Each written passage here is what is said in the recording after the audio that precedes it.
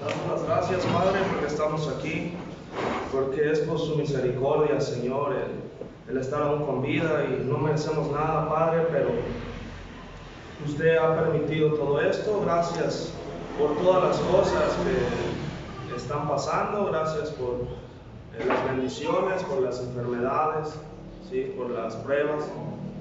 Gracias por ello, Señor. Le pedimos que usted el día de hoy nos dé entendimiento, Señor, y que su Espíritu nos hable a cada uno de nosotros en esa área en donde necesitamos, Padre, esta palabra, Señor, que usted ha preparado.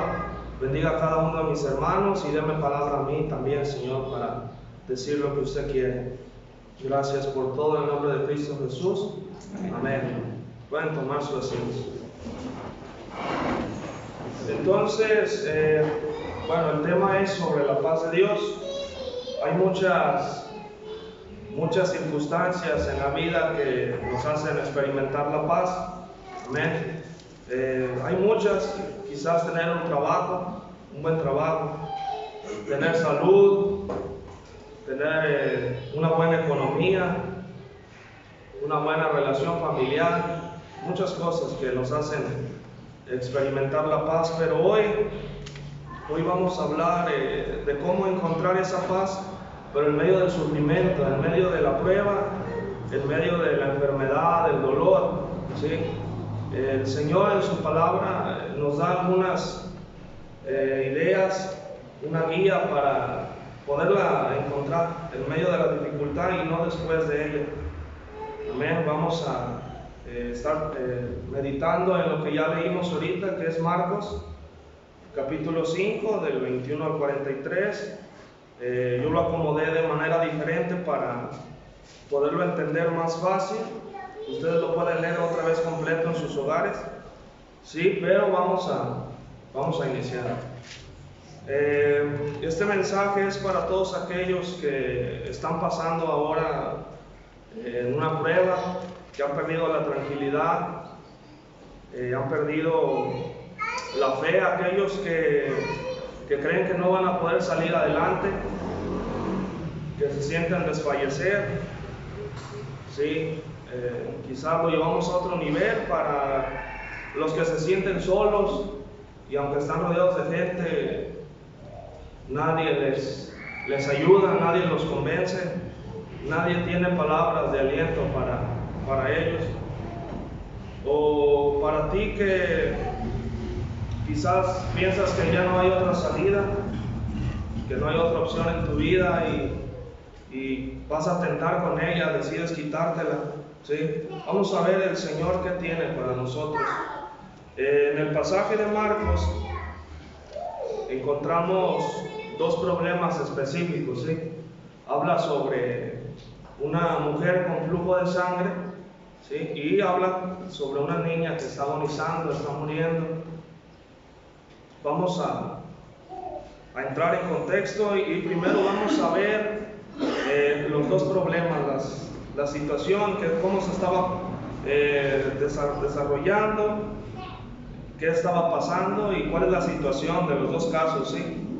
Dice la Biblia en el capítulo 5 de Marcos, en el versículo 25, dice: pero una mujer que desde hacía 12 años padecía de flujo de sangre,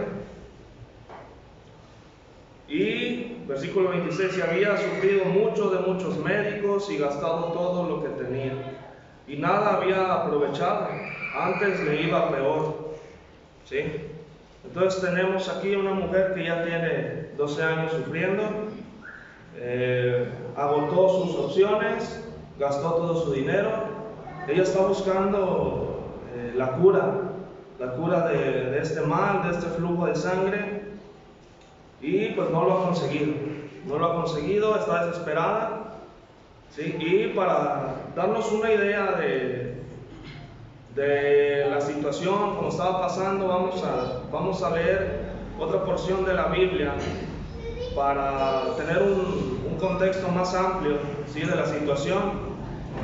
Y vamos a ir al libro de Levítico, capítulo 15, del 25 al 27. ¿sí? Va a estar aquí en la pantalla para quienes no traigan Biblia o quizás pierden el Evangelio de Marcos, para que no estén moviendo, va a estar aquí. Entonces dice el 25 del capítulo 15, y la mujer, cuando siguiera el flujo de su sangre por muchos días fuera del tiempo de su costumbre, o cuando tuviera flujo de sangre más de su costumbre, todo el tiempo de su flujo será inmunda, como en los días de su costumbre.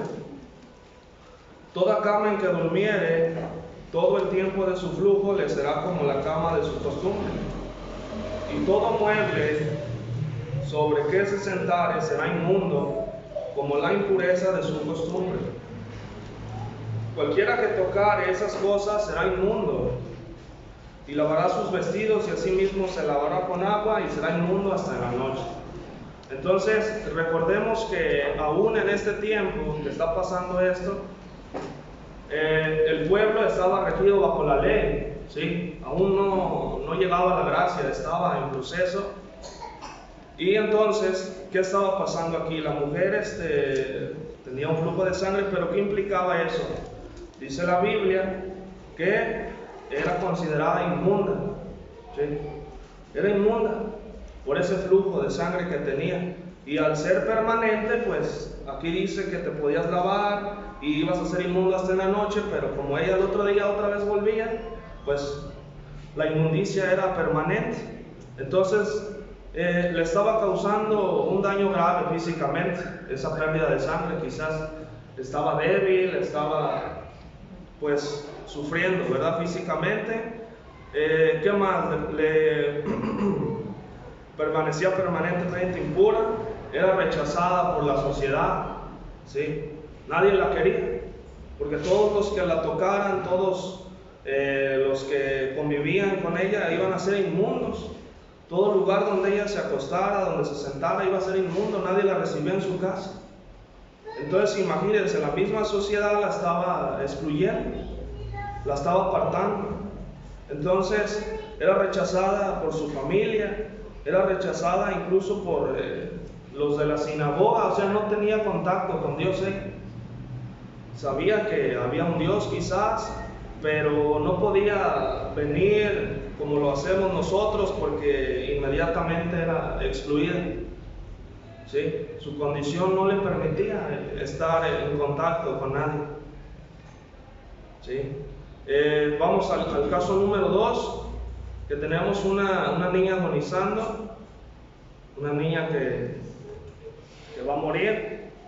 Dice el versículo 22 de Marcos 5, otra vez vamos a volver. Dice, y vino uno de los principales de la sinagoga, llamado Jairo, y luego que le vio, se postró a sus pies y le rogaba mucho, diciendo, mi hija está agonizando, ven y pon las manos sobre ella, para que sea salva y vivirá. Amén. Entonces, está una niña postrada en cama, ¿sí? ¿Cuál era la condición? Pues los padres están desesperados, están buscando una solución para su hija. Puntos fuertes, pues ella era joven, era una niña, al parecer de 12 años también, dice la Biblia. Y esto es algo que impacta, ¿no?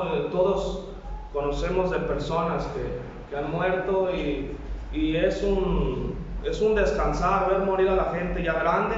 Sí duele, sí te va a pegar, pero especialmente con los niños hay algo que te llega, te hace doblarte, porque ellos apenas están empezando la vida, ¿no? Están empezando a transcurrir en este camino, y el verlos morir es algo que golpea mucho. Entonces están ellos desesperados buscando qué hacer para salvarla. Amén. Entonces, como les decía al inicio, la idea de esta predicación es que nosotros tengamos paz en medio de la tormenta, en medio de la aflicción. y no después de ella. Después de ella, claro que sí también, pero el punto es tenerla cuando estamos sufriendo. Y para eso hay varias cosas que tenemos que hacer nosotros. Podemos elegir estar soportando la prueba nada más, esperar a ver qué pasa, o podemos elegir hacer algunas cosas, y ahorita vamos a ver punto por punto qué hicieron ellos, ¿sí? Vamos a desglosar qué acciones tomaron ellos para conseguir esto.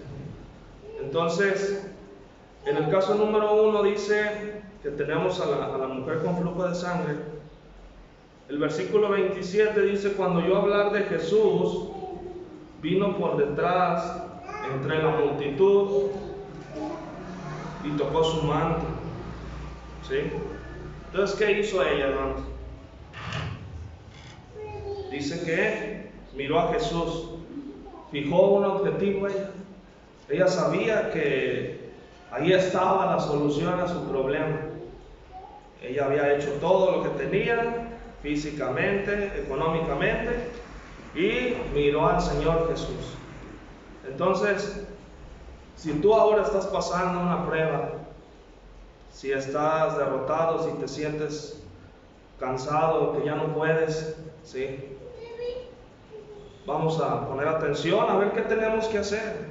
Fijó su objetivo, tomó la decisión de llegar a Él, y el pasaje dice que había mucha multitud, ¿sí? Estaba lleno, estaban todos queriendo seguir al Maestro. Entonces, ¿era fácil llegar a Él? No era fácil. Era complicado llegar a Él, y más por la condición que ella tenía, era inmunda.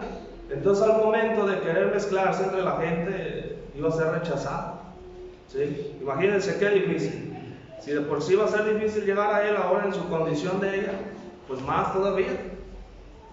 Pero ella fijó su objetivo, ¿sí? Tomó la decisión de llegar a Jesús, y eso es el punto número 1 que vamos a aprender hoy. Cuando estamos en la aflicción, nosotros tenemos que mirar siempre hacia el Señor Jesús, hacia Cristo, ¿sí? Él es el único que nos puede ayudar, el único que nos puede sacar del problema, ¿sí? Entonces, vamos a estar guardando los puntos. El primero es, entonces, dijimos, fijar nuestro objetivo, ¿sí? Que es el Señor Jesucristo. Dice el versículo 28: ¿por qué decían, si tocare tan solamente su manto, seré salva? ¿Qué podemos notar ahí, hermanos? La fe, exactamente.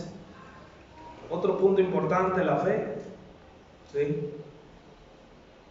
Tú tienes que estar convencido que el Señor te va a ayudar, que el Señor te va a sacar, no importa cuán difícil sea, no importa todo lo que te hayan dicho, Él puede salir contigo de ahí. Él te va a sacar. Ella tenía fe y decía, con tan solo tocar su manto voy a ser salva. Ni siquiera necesita mirarme, ni siquiera necesita Él tocarme, tan solo yo tocando su manto voy a ser salvo. Fíjense qué nivel de fe tenía ella, ¿sí? Algo sin precedentes, una fe total. Dice la Biblia en Hebreos 11:6: pero sin fe es imposible agradar a Dios, porque es necesario que el que se acerca a Dios crea que la hay y que es galardonador de los que le buscan. Entonces, es necesario, hermano, que tengamos fe en Dios, que de verdad estemos convencidos que Él puede ayudarnos y puede sacarnos del hoyo, ¿sí? Voy a brincarme al versículo 33, que dice: entonces la mujer, temiendo y temblando, sabiendo lo que en ella había sido hecho, vino y se postró delante de Él y le dijo toda la verdad. ¿Qué notamos ahí, hermanos? Ella se postró, dice la Biblia, y esta es una de las condiciones. Quizás la más importante del ser humano para poder tener esa paz y llegar a donde el Señor quiere. Tenemos que humillarnos. ¿Sí? Y el estar humillados, ¿qué implica? Es despojarnos de todo y entender que no podemos nosotros salir adelante. De decirle al Señor: Señor, aquí estoy a tus pies y reconozco que sin ti no voy a poder. ¿Sí? Eso es humillante. La humillación es necesaria, hermanos, para tener esta paz que estamos buscando. Amén. Dice el versículo 22, vamos al segundo caso, vamos a buscar también. ¿Sí? Se van a repetir algunas cosas.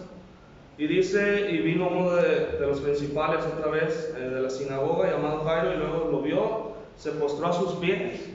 Otra vez. El caso número 2, ¿qué está pasando? Se humilló él.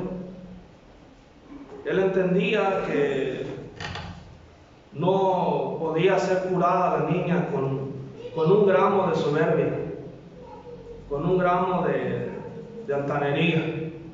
Él entendía que no había otra opción y que no iba a poder ser curada sino por nuestro Señor Jesús. Se humilló, se postró a sus pies. Y nos cuesta mucho de repente humillarnos, nos cuesta mucho el entender que es humillarnos, pero tenemos que hacerlo, hermanos. Tenemos que doblar la rodilla y humillarnos totalmente, dejar a Dios que Él obre y reconocer que no podemos solos. ¿Sí? Dice la Biblia en Mateo 23:12: porque el que se enaltece será humillado, y el que se humilla será ¿qué? Será enaltecido, hermanos. Quiero que noten eso. El Señor busca que tú te humilles. Y cuando tú te humillas, Él te va a enaltecer, te va a levantar. Cuando no quede nada de ti es cuando Él comienza a trabajar, ¿sí? Y empieza a obrar en ti, empieza a sacar cosas que tú no entiendes, cosas que no te explicas, y te enaltece, te levanta, hermanos. Es algo tremendo. Entendiendo el caso de esta niña, nosotros pasamos algo similar con Aarón. Aaroncito es un niño que por gracia de Dios está aquí, al igual que muchos, ¿verdad? Pero de verdad que esta palabra nos tiene que llenar, porque el humillarnos es algo que cuando lo experimentas, hermanos, te llena. Y Dios, cuando te ve ahí de rodillas, te ve que no tienes nada, que de verdad entendiste que no puedes solo, te levanta, ¿no? Te levanta. Es algo increíble cómo pasa, pero pasa. Amén. Y las opciones se acabaron con Aarón. No teníamos nada más que hacer. Y llega el momento donde te humillas. Señor, yo ya hice todo lo que podía, yo ya hice todo lo que tenía a mi alcance. No me queda nada, ¿sí? Entonces es ahí cuando el Señor empieza a trabajar y empieza a ver ese fruto. No entiendes tú de dónde empiezan los milagros, empiezan la bendición. ¿Cómo pasó esto? Gracias a Dios no sabemos, pero ahí está el niño, gracias a Dios. Entonces, el humillarnos, hermano, punto muy importante. ¿Sí? Dice el versículo 36: pero Jesús, luego que oyó lo que decían, dijo al principal de la sinagoga: no temas, cree solamente. Otra vez se vuelve a repetir algo, hermanos. ¿Qué es? La fe. ¿Sí? No temas, cree solamente. Pero lo que les estaba pidiendo quizás era algo fácil o era algo difícil, hermanos. Su hija estaba muriendo. Su hija estaba a punto de pasar a otra vida, y el verla en esa condición ¿Ustedes creen que es fácil? De veras, no temas, cree solamente. ¿Qué podemos aprender aquí? El que está hablando es el mismo Señor Jesucristo, el Dios creador de todo el universo, ¿sí? Y nosotros como humanos somos los que nos limitamos a llegar a ese nivel de entendimiento. Él te está diciendo, no temas, cree solamente. No importa lo que está al frente, hermanos. Si tú estás pasando por una prueba que tú la ves inmensa y no sabes cómo vas a salir, no temas. Cree solamente. ¿Sí? Haz lo que tienes que hacer, pero ven, humíllate y no temas, porque yo te voy a sacar. Cree. ¿Sí? Entonces, dice el versículo 37,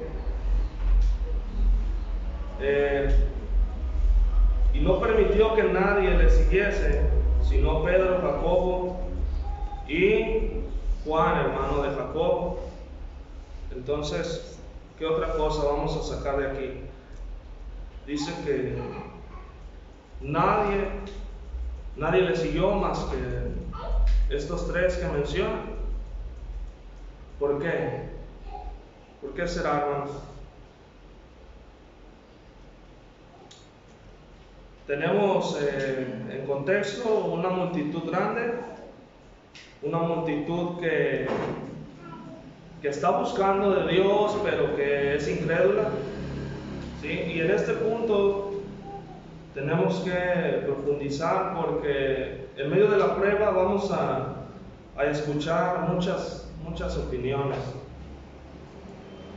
muchas versiones de las cosas, muchos consejos, pero nosotros tenemos que elegir correctamente. Dice, aleja de ti todos aquellos que no traen bendición. El Señor seleccionó solamente a los que iban a acompañar.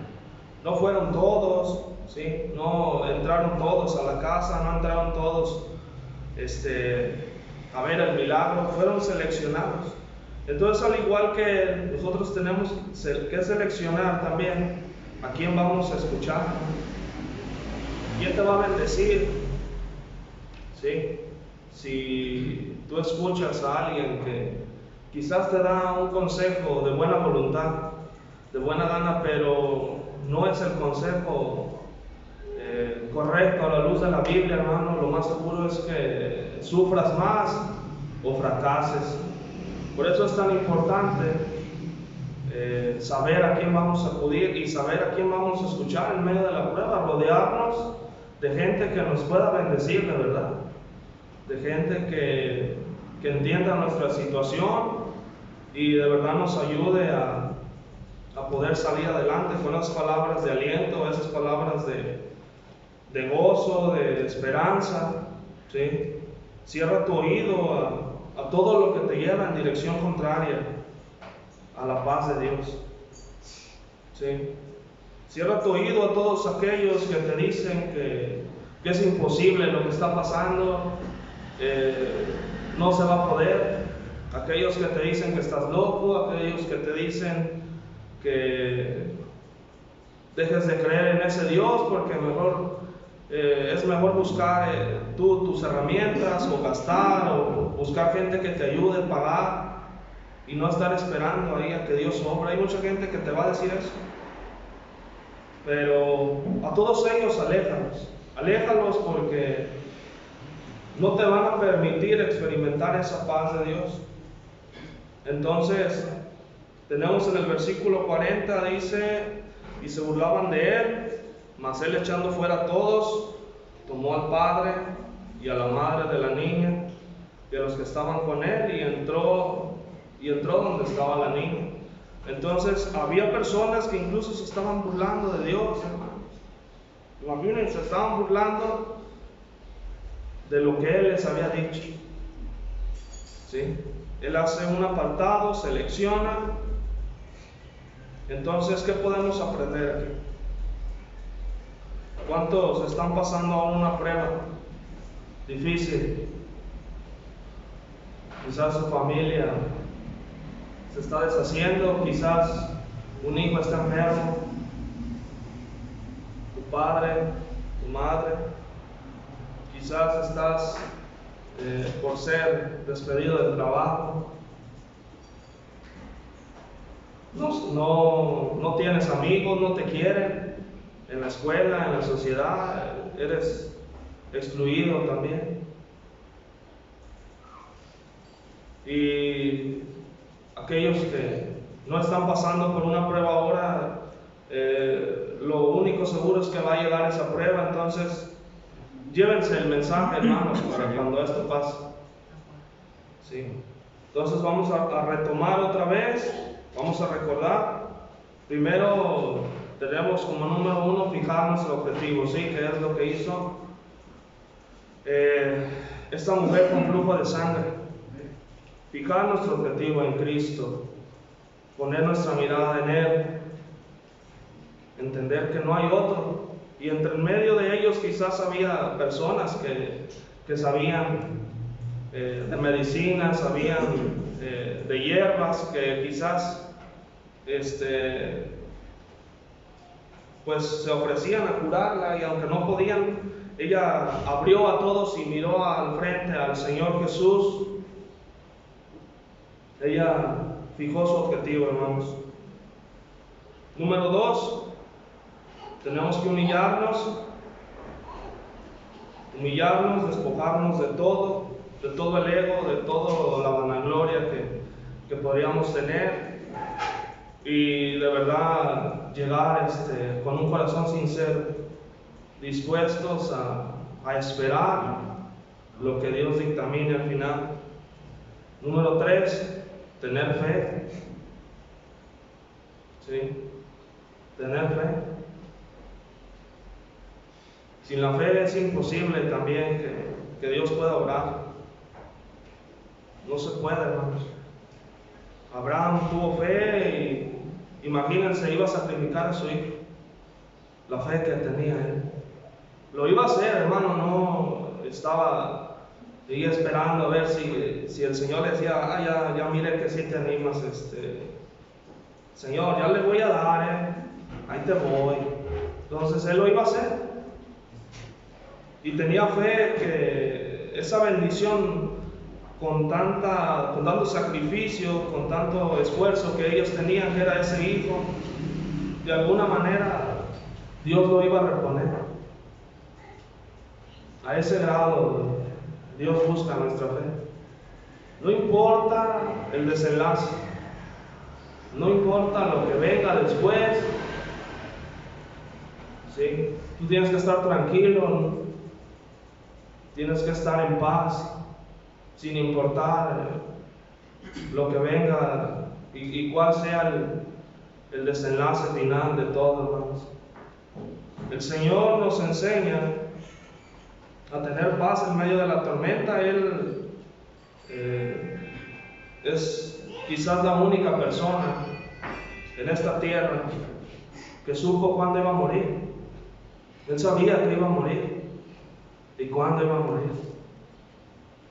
Y en ningún versículo podemos encontrar que el Señor estaba alterado, el Señor estaba quizás buscando la forma de no morir. Sí, en la Biblia menciona que humanamente su carne se dolía y él decía, si puede pasar este trago, si lo podemos evitar, Señor, pero si no, hágase su voluntad. Él nos está enseñando que aunque las cosas no terminen como tú quieres o como tú esperabas, el Señor al final te va a bendecir. Y Él así lo hizo. A pesar de que en su carne, en su cuerpo, se quitaba de esa muerte, sacaba ese dolor, aún así decidió morir por ti y por mí. Amén. Entonces, él estaba en paz, hermano, sabiendo que iba a morir, podía controlar toda la situación y hablar con los discípulos y decirles: tú me eres de tropiezo, si no me estás ayudando a yo hacer esta encomienda que tengo de mi Padre. Él estaba en paz, aún así sabiendo que iba a morir, que lo iban a golpear, que lo iban a crucificar. Estaba en paz, estaba resistiendo ya la prueba, porque mentalmente él ya sabía y entendía lo que iba a venir. Él conocía a los romanos, cómo castigaban. Más de alguna vez quizás miró qué hacían con los ladrones, qué hacían con cualquiera que cometió una falta, ¿no? Él sabía lo que venía. Entonces,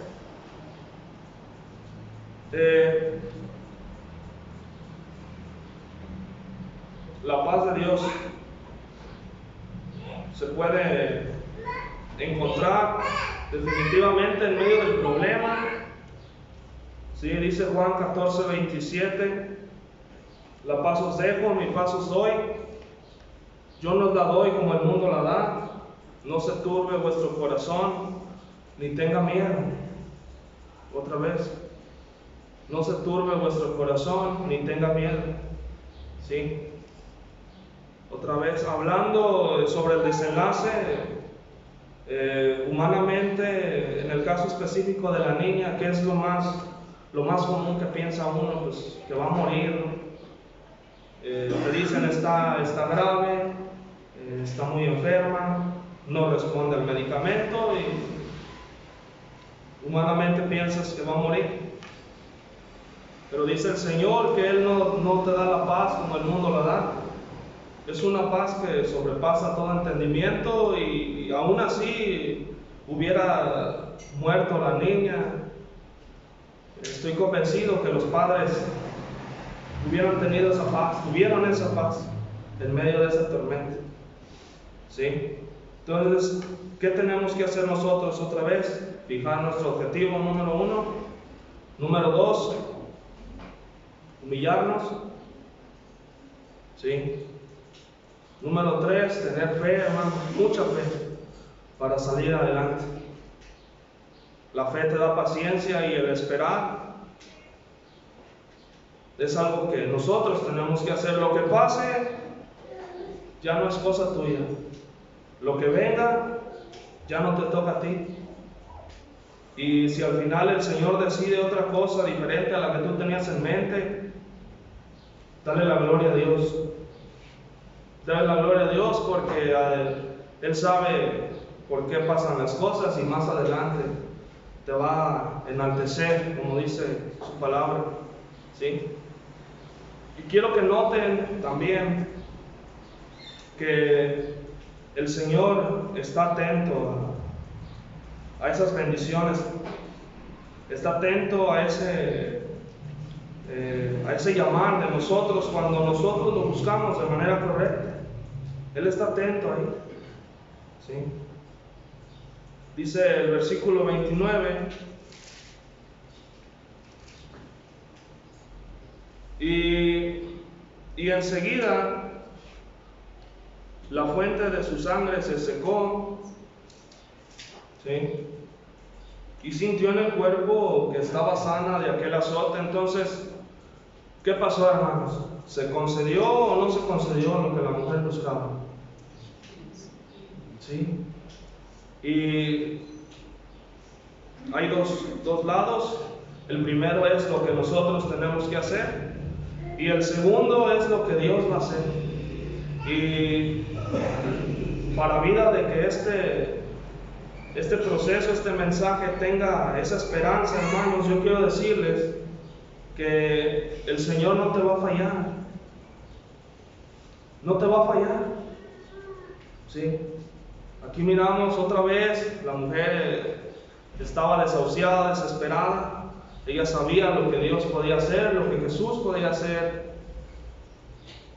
Y al final el Señor le contestó positivamente, fue curada. Fue curada. Hermanos,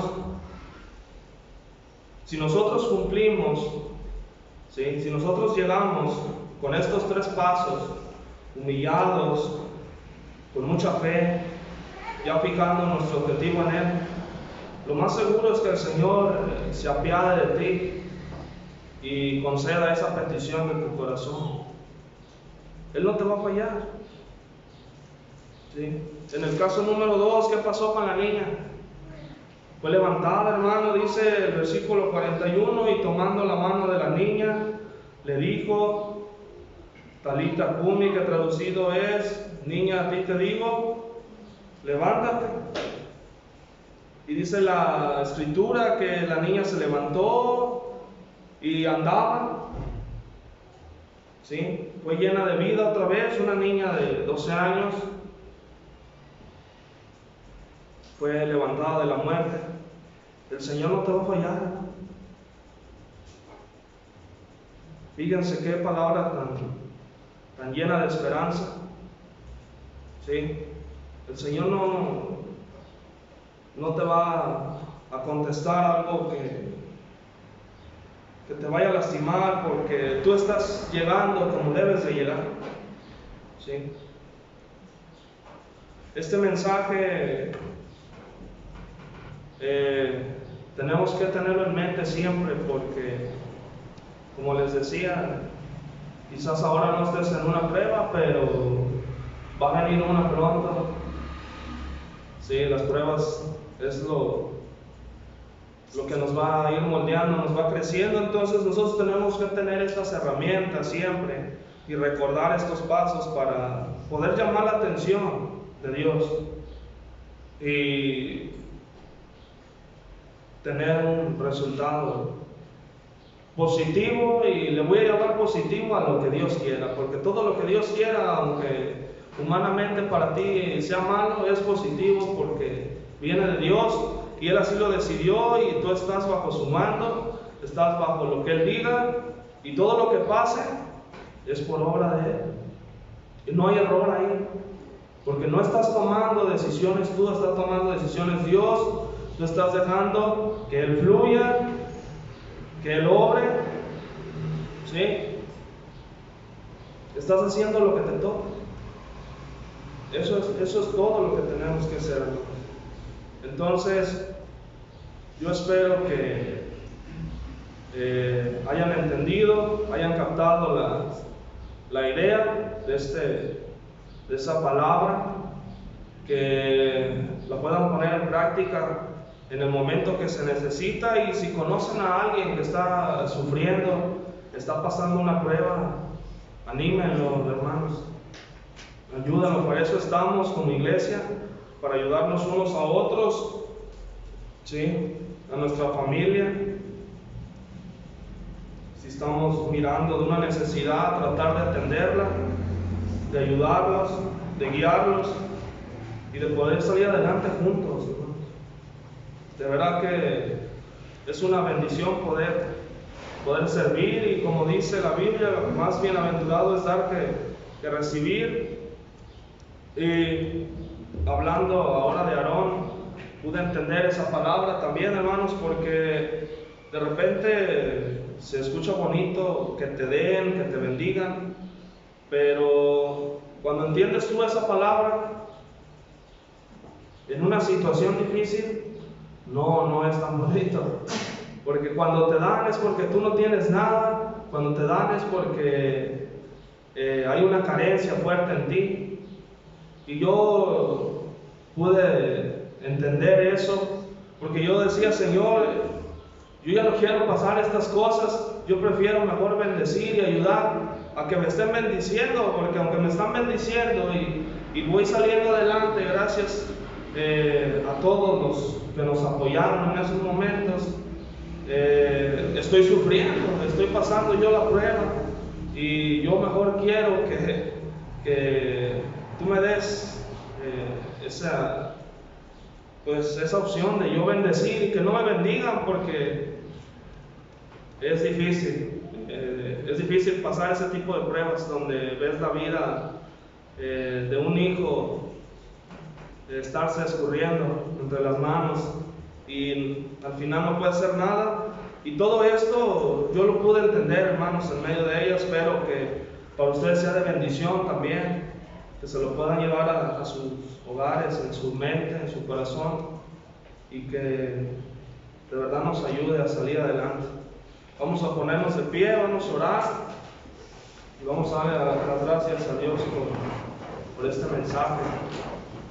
Señor, Padre Santo, estamos aquí otra vez, otra semana más, Señor, pero el día de hoy especialmente estamos aquí humillados, Padre, reconociendo que no somos nada, que no podemos hacer nada sin usted, Padre, reconociendo que somos imperfectos y que ni siquiera tenemos ese permiso, Señor, de tocarle ni siquiera su manto, Padre, porque somos pecadores y el pecado nos aleja de usted, Padre, pero su gracia que ha vencido a todas las cosas que se imponen, Señor, esa gracia y misericordia que usted tiene, nos ha hecho poder confiar, Padre, que si nosotros buscamos su rostro, si buscamos su palabra, Señor, usted va a responder. Y va a responder de manera correcta, Señor, sabiendo que todo lo que usted decida es para bien, es para fortalecernos. Padre, bendiga a su iglesia, bendiga a cada uno de los que estamos aquí, a todos los que, al igual que nosotros, profesan su palabra, Señor, y buscan esa ayuda, buscan esa esperanza, Padre, que solamente usted tiene, Señor. Nadie más puede ayudarnos, nadie más puede sacarnos del problema, sacarnos de la depresión, sacarnos de alguna adicción, Señor, sino usted. Ayúdanos a fijarnos, Padre, siempre en su vida, en lo que usted dejó, Padre, en esa guía. Ayúdanos a ser sinceros, Señor, a que no haya nada en nuestro corazón que nos aleje y nos permita estar a sus pies. Bendiga, Señor, todo lo que el día de hoy se realizó. Bendiga también los que no pudieron venir, Padre. Usted sabe los motivos, los que andan fuera, los que viajan. Bendiga a los Padres. Gracias por todo, Señor, en el nombre de Cristo Jesús. Amén.